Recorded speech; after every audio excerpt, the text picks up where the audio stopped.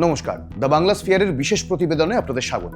জাল নোট, জাল ওষুধ, জাল মদের পর এবার মালদহ জেলার হরিশ্চন্দ্রপুর থানা এলাকা জুড়ে জাল পেট্রোল তৈরির রমরমা। উদ্ধার হয়েছে 22 ড্রাম কেরোসিন, সাদা তেল সহ জাল পেট্রোল তৈরির বিভিন্ন উপাদান। ধৃতের নাম সঞ্জয় গুপ্তা, বাড়ি তুলসীহাটা এলাকায়। ওই এলাকাতেই এদিন আইসি সুমিত কুমার ঘোষের নেতৃত্বে অভিযান চালায় হরিশ্চন্দ্রপুর থানার পুলিশ।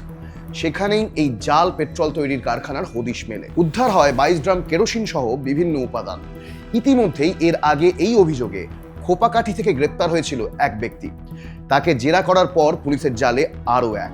মূলত হরিশ্চন্দ্রপুর থানা এলাকায় এইভাবেই কেরোসিন, সাদা তেল ও রাসায়নিক উপাদান মিশিয়ে তৈরি হচ্ছিল জাল পেট্রোল, ছড়িয়ে পড়ছিল বাজারে। বিশেষ করে প্রত্যন্ত গ্রামে যেখানে পেট্রোল পাম্প নেই, সেই সমস্ত এলাকাতেই মোটর বাইক চালকেরা এই পেট্রোল ব্যবহার করে থাকেন। এখন দেখার এই চক্রের সঙ্গে আরও কারা কারা জড়িত। নজর রাখুন দ্য বাংলা স্ফিয়ারের পর্দায়। ভালো থাকবেন।